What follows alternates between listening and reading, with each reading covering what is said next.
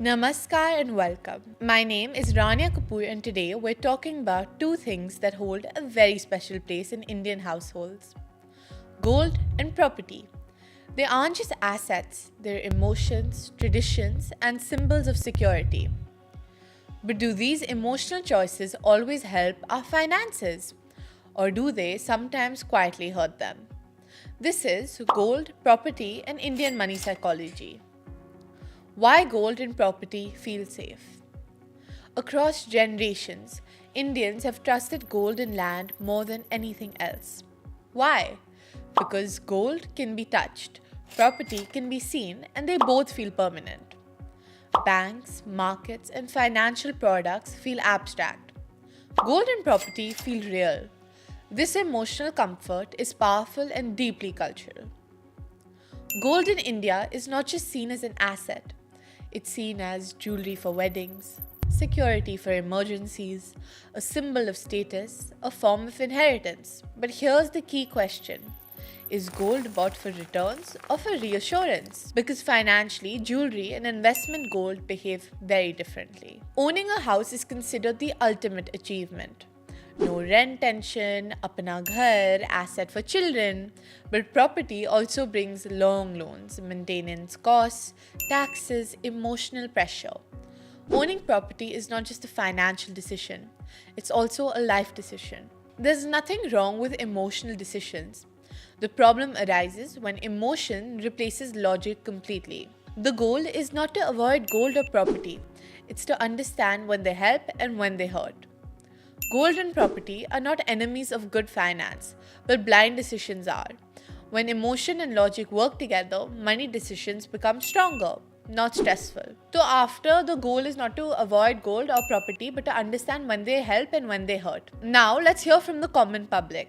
जब हम सोचते हैं कि हमें घर खरीदना है, क्या आपको लगता है आप इन्वेस्टमेंट के पॉइंट ऑफ व्यू से कर रहे हो या एक इमोशनल डिसीजन? घर खरीदने एक ज़रूरत है, इमोशनल नीड है। बिल्कुल जी, घर खरीदना बहुत ज़रूरी है। दिल्ली में रहते हुए मुझे 35-40 साल हो गए, अभी तक मेरे पास घर नहीं है, तो घर की तो इच्छा है खरीदने की मेरे को। भाई मैंने ये इसलिए रखते हैं कि अपना हो जाए तो अच्छा है ना, क्योंकि किराए पर कितना देता रहेगा बंदा। किराए पर रहने से तो अच्छा अपना ले लें। किराया पर रहने से तो देखते हैं सब तो ये करते, मकान मालिक ताने मारते हैं कैसा है। अपना हो जाते तो पर्सनल, ठीक है, इसीलिए गोल्ड भी तो लेना ज़रूरी है, क्योंकि शादी ब्याह में लोग पहनते हैं, यूज करते हैं लेडीज़ लोग, इसीलिए देते हैं। सिंगार लेडीज़ का तो वही है ना, gold. Today, we have with us Mr. Sanket, the Managing Director of Flexi Capital Private Limited and a seasoned wealth advisor. Today, Mr. Sanket brings a rare blend of financial expertise and real world insights into today's conversation. So, sir, tell me, why do Indian families trust gold so much more than banks and other reliable sources? So it goes back into history. So bank is only cater to India, Yeah. but gold cater to the whole world. I'm not getting into how you take the gold to America or to some other country, but if you can take it, Yeah. that gold will be honored. But even in today's world in 2026, if you take Indian rupee and go to an American city in an American outlet, can you buy with Indian rupee? No. But from gold you can. But now, when we buy gold, do you think that we think about it from a financial and as a good investment, or do you think that we think from the emotional sense? So the coming to the original point is that even with this kind of return, Hanji. what is the last 15-year return for gold or to the matter of fact silver? It is still between 8 to 9% per annum compounding return. So typically these kind of hard assets, I will also include real estate in it. Yes. If you calculate, it is 8 to 9% per annum. It is inflation plus inflation means महंगाई plus 2%. That's the long-term return. Yeah. Are there any other any other avenues where you can make more return with such a long time period? Answer is yes. Like? Like stocks, like equities. But sometimes, isn't that really risky? Let's say last 17 years, Yeah. in last 17 years we have seen 3 crises which you were referring to, it is risky. And let's talk about only Sensex, Hanji. which is the barometer of Indian stock market. Hanji. So 2008 it corrected, fell by 56%. Oh my God. 2013 it was 24%, and the most recent memory is COVID. 2020 in 1 month it fell by 38%. Oh my God. Okay, now even if you have invested in 2007 at the peak and holded that equity or Sensex, what will be your return? It is around 14% per annum. How you value gold, silver, real estate, it is all about demand and supply, Yeah. nothing else. What about stocks or equities per se? This generate profits, more profit every year.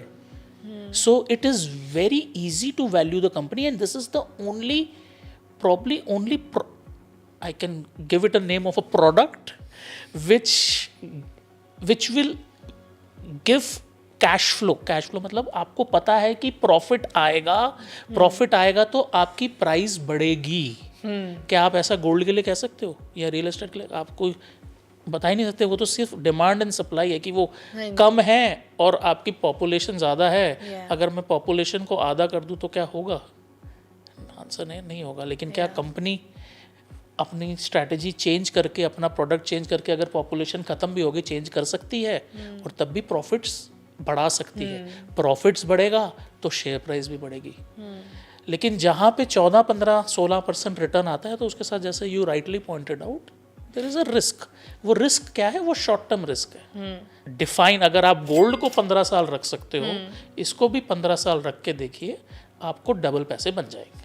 There is a 99% probability you will make double return than gold, silver or real estate. But even right now, real estate is really booming. हाँ जी. But are there some hidden property costs which are involved, which many people are not aware of? Okay, yes. So first of all, everything is booming right now. Yeah. And its genesis कहाँ पे है इसका? Money printing पे. हाँ जी. जब Covid हुआ था तब सब इकोनॉमीज ने, यूएस ने तो $1,000 एवरी मंथ एनवेलप में डाल के अपने सिटीजन्स को पहुंचाए थे.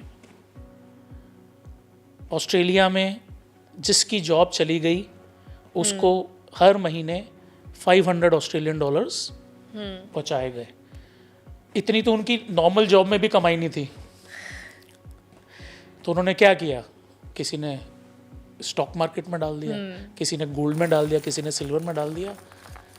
हम एक्चुअली रियल खर्चा तो हमें फैमिली का तभी पता चला कोविड में. ना घूमना बंद, इधर उधर बंद, पार्टीज बंद, सब घर पे जो रियल खर्चा होता है. जब सारे पैसे बच गए तो क्या करोगे? जिसके पास ज़्यादा थे उसने रियल एस्टेट ले लिया, जिसके पास कम थे उसने थोड़ा सा गोल्ड ले लिया, जिसके पास और कम थे उसने थोड़ी स्टॉक वो कर लिया. तो जेनेसिस उधर है. तो सब कुछ ही ऊपर है, क्योंकि money is chasing everything. Coming to the second part of the question की हिडन कॉस्ट, जो आपको मतलब आप रियलाइज ही नहीं करते. तो सपोज आपकी कोई प्रॉपर्टी है, हाँ जी. आप वहाँ रहते हो, हाँ जी. तो सबसे पहले आप उसकी मेंटेनेंस देते होगे हाँ जी. हर महीने. तो कभी कैलकुलेट कर लीजिए कि मैं पूरे साल में कितनी मेंटेनेंस देता हूँ. तो मेंटेनेंस से पहले आपने वो प्रॉपर्टी खरीदी तो सबसे पहले आपने स्टैम्प ड्यूटी दी, रजिस्ट्रेशन के पैसे दिए. दिल्ली के अंदर फीमेल्स को 5% की टैक्स देना पड़ता है. जब भी आप कोई, अगर आपने 1 करोड़ की कोई प्रॉपर्टी खरीदी तो 5 लाख रुपए आप गवर्नमेंट को देते हो. और अगर मैंने खरीदी एज अ मेल पर्सन तो मेरे को 6 लाख रुपए देना पड़ता है. 1% का डिफरेंस है. हाँ बस. हाँ, तो वो तो लेकिन पॉइंट मेन विमेन का नहीं है. पॉइंट ये है कि किसी भी चीज़, किसी भी रियल एस्टेट को खरीदने के लिए सबसे पहले जो कॉस्ट लगती है वो 5 से 6% लगती है. वीज़ा वी क्या गोल्ड को खरीदने में कॉस्ट लगती है? नहीं. क्या स्टॉक्स को खरीदने में कोई कॉस्ट लगती है? नहीं. तो सबसे पहले वो कॉस्ट. और जब आप बेचते भी हो तब भी इतनी कॉस्ट लगती है. लगती है? हाँ जी. ठीक है जी. हाँ जी. उसके बाद अब आप उसमें रह रहे हो, तो हमने जैसे बोला मेंटेनेंस, इलेक्ट्रिसिटी वगैरह वगैरह वगैरह वगैरह। अब आप रहते हो तो वियर एंड टियर तो होगा। Yeah. वो रहने से पहले भी तो पहले आप इंटीरियर्स Depreciate, कराओगे। yeah. आजकल तो वो 100 करोड़ के शेल अपार्टमेंट ही दे रहा है डीएलएफ कमेलियाज में। उसके बाद आप 10 करोड़ पे उसको ठीक कर, उसको अपने टेस्ट के हिसाब से करते हो। फिर अब आप उधर 5 साल रहोगे तो दोबारा से पेंट तो कराओगे, बोर हो जाता है आदमी, इंटीरियर्स चेंज तो कराओगे।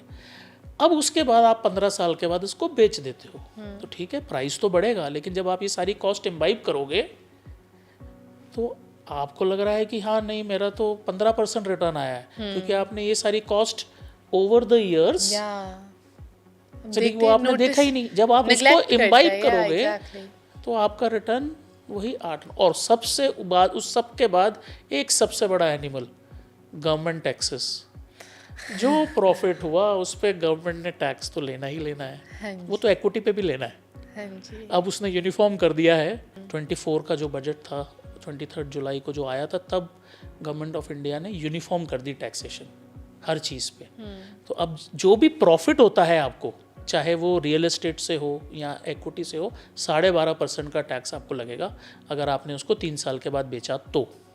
जल्दी बेच दिया तो 30% लगेगा। तो जब वो सब कुछ कैलकुलेट, अब ये पैसा तो आपके पास आया नहीं, हाँ जी। और जब आप इस सब को इम्बाइब करोगे ना तो आपके हाथ में 8-9% ही। Barely. हाँ जी, वो भी मैं थोड़ा सा ऑप्टिमिस्टिक होकर बोल रहा हूँ, क्योंकि सब लोग रियल एस्टेट में करते हैं। अब ये सब लोग कैलकुलेट करेंगे तो अपने आप निकाल लेंगे कि भाई हमारा कितना पैसा at the end of the day हमारे पास बचा। That's what, I think what a lot of people associate success with owning an amazing house, the house of your dreams. But I think what's smarter than owning the house is renting the house. Yes, Right? If given an option, Yeah. अगर मेरी wife भी मान जाए तो मैं rent पे ही रहूँ। See, क्या होता है, so it's all psychological and Yeah. see what we have learned from our forefathers, Yeah. कि एक छत अपनी होनी चाहिए। हाँ जी। तो एंड इट इज टेंजिबल, इधर से या ये आपका घर, तो इधर से आपको कोई नहीं निकाल सकता। लेकिन अगर आप फाइनेंशियली प्योर सब कुछ छोड़ के, which is very difficult may be, but I am finding it in new generation. तभी तो ऊबर चल रही है और डिलीवरी एप्स वगैरह सब चल रहे हैं, ऑनलाइन सिस्टम चल रहा है। तो अगर आप फाइनेंशियली देखें, प्योरली फाइनेंशियली, इमोशनल, साइकोलॉजिकल सारे एस्पेक्ट को भूल जाए एक सेकंड के लिए, तो renting the house is better as compare to owning the house. कैसे? आप रेंट दीजिए, जो बाकी पैसा बचा। अब आप दिल्ली जैसे शहर में मतलब बेयर मिनिमम, मतलब एक न्यूक्लियर फैमिली को 3 बेडरूम हाउस तो चाहिए, Yeah. And bare minimum in NCR I can imagine 1.5 crore of a house. अब वो 1.5 करोड़ ऑफ ए हाउस का आज जो रेंट है वो कुछ है 35,000 रुपीज़। Yeah. आपने महीने के 30, और आप सपोज अज्यूम कीजिए आपके पास 1.5 करोड़ रुपया है, ठीक है। अब आपने उसमें से 30,000 रुपये लगा लेते हैं, रेंट हाँ है, जी। तो 30 × 12 3.5 लाख रुपया अलग कर लीजिए, और बाकी का पैसा ना आप अपना गोल्ड, सिल्वर और Equity. एक्विटीज में लगा दीजिए, हाँ जी। और कैलकुलेट कर लीजिए 10 साल। हमारे ना मार्केट्स इतने वॉलेटाइल है, so how do you like rebalance your portfolio without making any rash decisions? Like you were mentioning, when we see the stock market and then we see all our equity shares going up and down, so I think that can also create a lot of emotional and rash decisions. So how do we balance? बहुत आसान सा एक formula देता हूँ, and it is related to patience and little prudence. Yes. बहुत simple. सबसे पहले equity में ना इन्वेस्ट वही अमाउंट करना है जो अगले 5 साल नहीं चाहिए। क्लियर है कि वो पैसा 5 साल के लिए मैं छूऊंगा या छूऊंगी नहीं। Yes. अब आपने वो 5 साल के बाद आपके दिमाग में कुछ होगा ना कि हाँ भाई मेरा 5 साल के बाद मेरा बच्चा कॉलेज जाएगा, So I need the money. या मैं रिटायर हो रहा हूँ, या मेरे बच्चे की शादी है। तो क्या है, 1.5 साल 2 साल पहले उस पैसे को निकाल लेना है। आज इक्विटी मार्केट में डाल देना है। सपोज 10 साल के लिए डाला, एम कि मैं 1,000 रुपये में 10 साल के लिए नहीं छूऊंगा, yes. और इसको मैंने सेंसेक्स में डाल दिया, और देख रहा हूँ लेकिन छूऊंगा नहीं। मतलब हाथ बांध लिए कि ट्रिगर नहीं दबाऊंगा उसको रिडीम करने के लिए, कुछ भी हो जाए, ठीक है जी। अब जब मैं 8th ईयर पे पहुंच गया और मुझे पता है 2 साल के बाद मेरे बच्चे ने कॉलेज जाना है, तब वो मार्केट ऊपर हो या नीचे हो, कुछ भी हो, उस पैसे को निकाल के उसको एफडी कर दो। तो क्या मतलब आपने पूरा टाइम दिया, जब आपने इतना टाइम दिया ना, आपका 12-13-14% रिटर्न बनेगा बनेगा। मैं आज स्टैम्प पेपर पे लिख के दे सकता हूँ। 2014 में मोदी जी आए थे, तब सेंसेक्स था 24,000, Yes. आज है 86,000। 10 साल में देख लीजिए क्या हो गया। So, sir, this is applicable only for long-term goals. Like right now, we're talking about a period of 10 years, 15 years. So, this will be considered a long-term yes goal. yes. So, can you explain the difference between long-term and then short-term financial goals that people set? So anything below 3 years is short term. एक formula बना लीजिए। ठीक है. Anything between 3 to 6 years is medium term, Okay. and above that is long term. ठीक है। जो भी long term है वो equity. Everyone wants to become rich quickly. Yeah. If anything is quick, it is full of risk. Yeah. Can you just touch upon the dangers of chasing numbers and reaching your goal without any clarity and purpose? अच्छा एक बात बताइए, अगर मैं आपको बोलूं कि यहाँ से आपको अपने पेरेंट्स के साथ यूरोप घूमने जाना है, तो आप क्या बस टिकट बुक करेंगे और चल देंगी? नहीं. प्लान करेंगे ना? Plan, yeah. तो it's like it's a journey. या फाइनेंशियल गोल्स या achieving a number also, it is a journey. आप कोई स्ट्रैटेजी तो बनाओगे ना कि मेरे को रियल एस्टेट लेना है, गोल्ड लेना है, सिल्वर लेना है, कॉपर लेना है, कि इक्विटी लेना है, तो कुछ इसे कहते हैं एक प्लान तो बनाओगे। Yes. आप ट्रैवल प्लान बनाते हो ना, हाँ जी. तो फाइनेंशियल प्लान तो फाइनेंशियल प्लान क्यों नहीं बनाओगे? सिर्फ मेरे दोस्त ने कहा ये ले लो और ले लोगे? नहीं, that is the biggest mistake you do. शायद वो अच्छा कर जाए, मैं ये नहीं कह रहा कि दोस्त ने जो बताया वो अच्छा नहीं करेगा, लेकिन फ़ायदा नुकसान आप ही का है। Yes, exactly.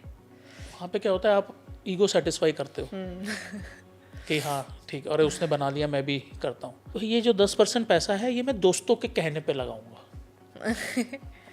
लगाइए भाई, सोशल सर्कल में है, हम मानते हैं, लगाइए। ये जो 20%, अब मेरे हिसाब से कि मोटा मोटा 20% पैसा ये मेरा इमरजेंसी फंड में रहेगा। हाँ जी. मेरी जॉब लॉस हो गई, मेरे को बिजनेस में एक्सपेंशन करना है, तो पैसे कहाँ से आएंगे? Emergency fund. इमरजेंसी फंड, तो वो होना हमेशा ज़रूरी है। अब आप हमेशा पूरे का पूरा 100 रुपया लॉन्ग टर्म में नहीं लगा सकते। अब नाउ डिपेंडिंग आप किस स्टेज पे हो अपनी लाइफ के, आप सिंगल हो, आप शादी हो चुकी है, या you are 4 in the family, Or 15. या 15, so age is in your hand. Yeah. उसका भी एक फॉर्मूला बताता हूँ। आपको जो भी पॉकेट मनी मिलती है, 120 माइनस योर एज, लेकिन आपकी एज बहुत ही कम है, सो मैं आपके लिए थोड़ा सा, आपके लिए सारी एक्सेप्शंस करनी पड़ेंगी। सो 100 minus your age, 100 minus 15, what it is 85। yeah. आपको जो पॉकेट मनी मिलती है ना, वो 85 रुपीज़ एक्विटी में इन्वेस्ट हो जानी चाहिए, बाकी जो 15% है उससे आप अपना खर्चा। अब वो कम पड़ रहा है तो पॉकेट मनी बढ़ाइए, पेरेंट्स को बोल दीजिए हमें बढ़ा के दीजिए, क्योंकि मैं 85% एक्विटीज़ में कर रहा हूँ। अब कभी घर पे बैठ के एक्सेल शीट पे करके देखिएगा कि मेरे को आज एक्स अमाउंट अगर मैं इसमें कर दूँ, और संकेत सर ने बताया था कि भाई जो भी हो 12-13% रिटर्न तो आएगा ही, तो एक होता है कंपाउंडिंग इफेक्ट। Yes. और वो उसको अब आप जब आप 30 इयर्स के हो जाएंगे, मतलब 15 साल पे जो भी आपका है, वो डाल के देखिएगा आप, you will be surprise to see the number. So, sir, whoever's watching, for the viewers, हाँ जी। can you give them one last message to conclude? एक तो मैंने कहा था कि फॉर्मूला चेंज कीजिए, income minus saving Yes. Is equal to expense.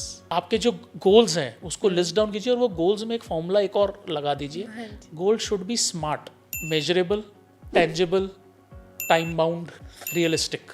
Gold and property are not enemies of good finance, but blind decisions are. When emotion and logic work together, our money decisions become stronger, not stressful.